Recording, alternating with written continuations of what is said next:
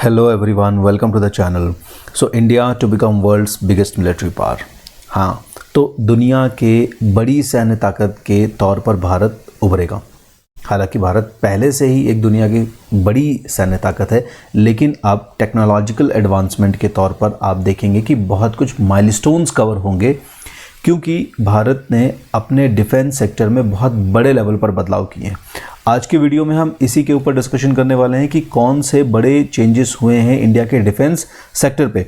तो सबसे पहली चीज़ मैं आपको बता दूं, देखो, प्राइम मिनिस्टर मोदी जो हैं, इन्होंने अनाउंसमेंट किया आज विजयदशमी के दिन कि 7 नई डिफेंस कंपनीज़, ये defence companies totally corporate model पर हैं, लेकिन 100% गवर्नमेंट ओन्ड कंपनीज़ हैं, पब्लिक सेक्टर अंडरटेकिंग्स हैं, PSUs हैं, है ना।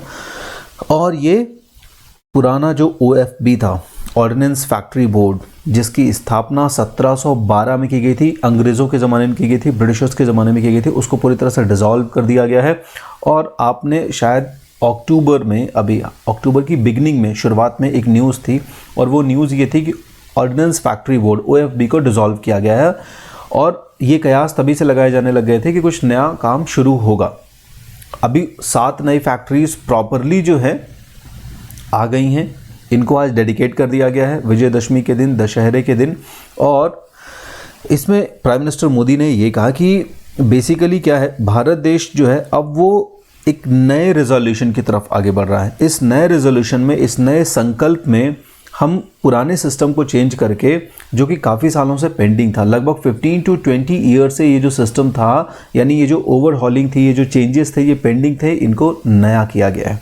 अब इस नए जो सिस्टम है, इसमें बेसिकली क्या हुआ है, रिवैम्पिंग हुई है, यानी नवीनीकरण हुआ है। नवीनीकरण किन चीज़ों का, OFB यानी ऑर्डिनेंस फैक्ट्री बोर्ड जो था, इसके पास बेसिकली 41, यानी ये पूरा जो बोर्ड था वो लगभग पूरे भारत में फैली हुई 41 ऑर्डिनेंस फैक्ट्रीज को रेगुलेट करता था। और अब इसको पूरी तरह से डिसॉल्व कर दिया गया, और इसकी जगह पर 7 नई फुली गवर्नमेंट ओन्ड PSUs, या मैं कहूँ डिफेंस कंपनीज को एस्टैब्लिश किया गया है, ध्यान रखिएगा। तो ऑर्डिनेंस फैक्ट्री बोर्ड पूरी तरह से डिसॉल्व हो गया। हालांकि इसको लेके काफ़ी हद तक प्रोटेस्ट भी हैं, क्योंकि OFB में जो कर्मचारी काम कर रहे थे, कई लोगों को काफ़ी हद तक इसमें, हालांकि लगभग सभी लोगों को इसमें इंक्लूड कर लिया गया है जो नया सेटअप बना है, लेकिन इसमें कुछ ऐसे चेंजेस किए गए हैं जो चेंजेस लेबर यूनियन जो है यहाँ पर उनको रेस्ट्रिक्ट करती हैं। ऑर्डिनेंस फैक्ट्रीज में आप किसी भी तरीके से मजदूर हड़ताल नहीं कर सकते हैं, किसी भी तरीके से काम को वहाँ पे हैम्पर नहीं कर सकते हैं। तो इन सब को लेके सुप्रीम कोर्ट भी जा रहे हैं कि भाई हमें प्रोटेस्ट करने का अधिकार होना चाहिए। तो खैर वो डिसीजंस आगे आएंगे, उनके ऊपर हम कभी और बात करेंगे। फिलहाल अभी फोकस करते हैं इस पर। प्राइम मिनिस्टर मोदी का कहना था कि भारत देश की जो ऑर्डिनेंस फैक्ट्रीज़ हैं, ये आज की नहीं, लगभग 100-150 साल से इनके पास अच्छा खासा एक्सपीरियंस है। और 100-150 सालों का जो एक्सपीरियंस है, इसमें इन्होंने वर्ल्ड क्लास जो डिफेंस प्रोडक्ट्स हैं, इनको बनाया है। दूसरा जो आपका जो विश्व युद्ध था, प्रथम विश्व युद्ध, दूसरा विश्व युद्ध, तो इन विश्व युद्ध के दौरान भी भारत की जो ऑर्डिनेंस फैक्ट्रीज़ हैं, इन्होंने बड़े लेवल पर, चूँकि ब्रिटिशर्स के द्वारा एस्टैब्लिश की गई थी, आपको ही पता है, अभी हमने डिस्कशन किया, तो उस दौरान बहुत बड़े लेवल पर डिफेंस मैन्युफैक्चरिंग को इन्होंने अंजाम दिया और अच्छी क्वालिटी के वेपन्स को बनाया। लेकिन आज़ादी के बाद जितने बड़े लेवल पर इनकी स्किल की अपग्रेडिंग में ध्यान देना चाहिए था, वो स्किल की अपग्रेडिंग नहीं हो पाई यहाँ पर। और चूंकि यहाँ पर स्किल की अपग्रेडिंग्स नहीं हो पाई, जो वर्ल्ड क्लास स्किल्स चाहिए थी और जो बेटर रिसोर्सेज चाहिए थे, वो तो अवेलेबल करवाए जा सकते थे और इसको अपग्रेड भी किया जा सकता था, लेकिन ऐसा हुआ नहीं।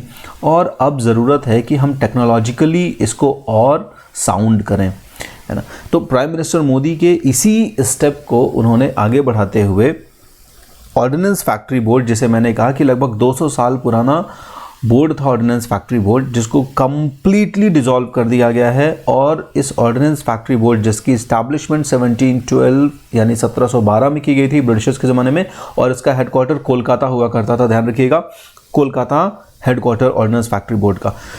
और इस ऑर्डिनेंस फैक्ट्री बोर्ड की जगह अब 7 फुली गवर्नमेंट ओन्ड कंपनीज होंगी, जो पूरी तरह से इंडिपेंडेंट होंगी, सेल्फ रिलायंस वाली कंपनीज होंगी। और ध्यान रखिएगा, इनका जो ऑब्जेक्टिव भी होगा वो भी ये होगा सेल्फ रिलायंस का जो मैंने कहा वो ये है यहाँ पे कि यहाँ पर अब कोई एक बोर्ड नहीं रहेगा जो इनको रेगुलेट करेगा। ये अपने आप में गवर्नमेंट जो है वो मिनिस्ट्री ऑफ डिफेंस के तहत इनको रेगुलेट करेगी। तो ये इम्प्रूव भी करेंगे कई चीज़ों को, ये सेल्फ रिलायंस को इम्प्रूव भी करेंगी गवर्नमेंट की, देश की जो हमारी डिफेंस कैपेबिलिटीज़ हैं उनमें भी स्वतंत्रता, स्वायत्तता और आत्मनिर्भरता लेके आएंगी। और भारत देश की जो डिफेंस प्रिपेयर्डनेस है, यानी कि जो रक्षा तैयारियां हैं, इन प्रिपेयर्डनेस को भी ये और इंक्रीज करेंगे। तो अब ऑर्डिनेंस फैक्ट्री बोर्ड चूंकि डिसॉल्व हो गया, तो इसकी जगह पर क्या हुआ, इसकी जगह पर एक सिंगल विंडो सिस्टम बनाया जाएगा। और ये सिंगल विंडो सिस्टम जो होगा ये डिफेंस मैन्युफैक्चरिंग की क्लियरेंस, फंडिंग और उनके रेगुलेशन को ध्यान में रखेगा।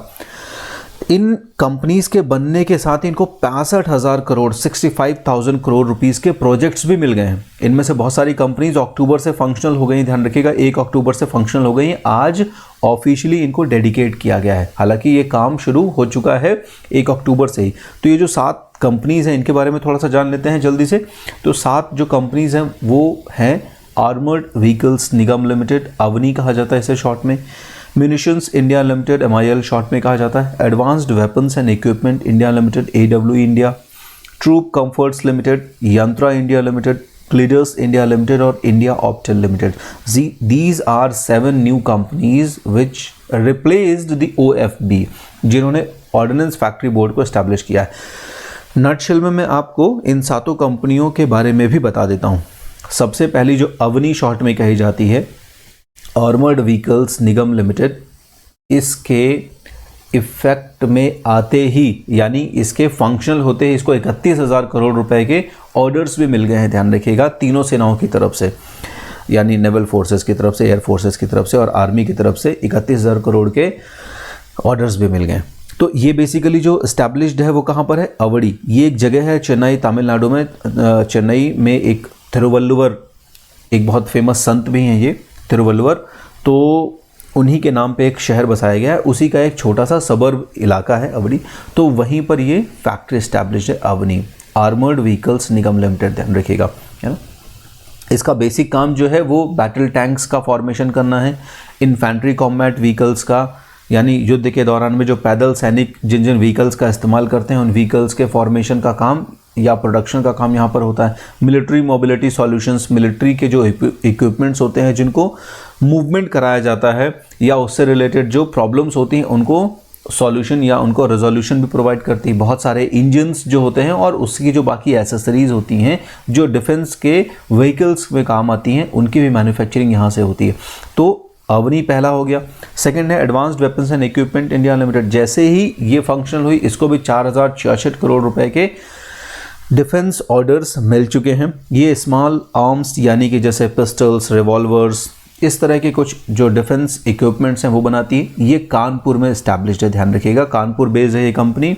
और पुलिस और आर्म फोर्सेस के लिए जो स्मॉल आर्म्स हैं, एमुनिशंस हैं, उनका फॉर्मेशन करती है। ग्लीडर्स इंडिया लिमिटेड, ये भी कानपुर बेस्ड है और बेसिकली ये यूनिफॉर्म वगैरह से रिलेटेड काम देखती है। म्यूनिशंस इंडिया लिमिटेड, ये भी बेसिकली जो है आपकी पुणे महाराष्ट्र में, 3 तो हमारी कानपुर के आसपास ही हो गई और ये पुणे महाराष्ट्र में है। तो ये जनरल मशीनरी जो होती है आर्मी के काम में जो आती है उसका फॉर्मेशन करती है। इसके बाद 5वें है यंत्रा इंडिया लिमिटेड। तो बेसिकली हिंदुस्तान टाइम्स की रिपोर्ट के हिसाब से अगर हम देखें तो इनका भी कहना है कि 11,000 करोड़ रुपए के डिफेंस ऑर्डर्स इनको भी मिल चुके हैं जैसे ही इनको बनाया गया। और इसके साथ साथ ये अच्छा खासा एसेट, यानी OFB को जो डिसॉल्व किया गया, तो OFB को डिसॉल्व करने के साथ साथ उसकी जो एसेट्स थी उन एसेट्स का भी लगभग ये अच्छा 11,000 करोड़ रुपए के आसपास का शेयर जो है वो इसको मिला है। ये बेसिकली क्या बनाती हैं, शेल्स ऑफ एम्यूनिशन, यानी जो डिफेंस के हथियार होते हैं, रक्षा के हथियार होते हैं, उनके जो बाहरी आवरण होते हैं शेल्स, उनका फॉर्मेशन या उनका मैन्युफैक्चरिंग करती है। इंडिया ऑप्टेल लिमिटेड, ये देहरादून उत्तराखंड में है और बेसिकली इसका जो काम है वो इलेक्ट्रिकल मशीनरी को बनाने का है। 7वीं जो कंपनी है वो है ट्रूप्स कंफर्ट्स लिमिटेड और ये भी कानपुर में, यानी 7 में से 4 तो कानपुर में ही है, ध्यान रखना है हमें। उत्तराखंड, इसके अलावा पुणे महाराष्ट्र और तमिलनाडु चेन्नई, आवड़ी। तो कुल मिला के इस तरीके से 4 और 3 यानी 7 कंपनीज हो गई। तो बेसिकली ट्रूप कंफर्ट्स लिमिटेड जो है ये बनाती है अपैरल, वियरिंग अपैरल, यानी यूनिफॉर्म के साथ साथ और भी जो कुछ पहनने के आज के मॉडर्न इक्विपमेंट्स हैं उनका प्रोडक्शन करती है। तो ये बेसिकली 7 कंपनीज हो गई। होपफुली आपको ये वीडियो पसंद आया होगा, आपको समझ में आ गया होगा कि जो 7 कंपनीज बनी हैं वो बेसिकली किन किन चीज़ों का मैन्युफैक्चरिंग करेंगी और ये किस पर्पस को आगे लेके जाएंगी। तो प्राइम मिनिस्टर मोदी कहना था कि देखो डिफेंस सेक्टर में अब और ट्रस्ट बढ़ेगा और ट्रस्टवर्दी होने जाएंगी ये, और टेक्नोलॉजिकली एडवांस होंगी, मेक इन इंडिया को और ज़्यादा ये फ्रूटफुल करेंगी। तो बने रहिए चैनल के साथ, अपना ख्याल रखें। Thank you.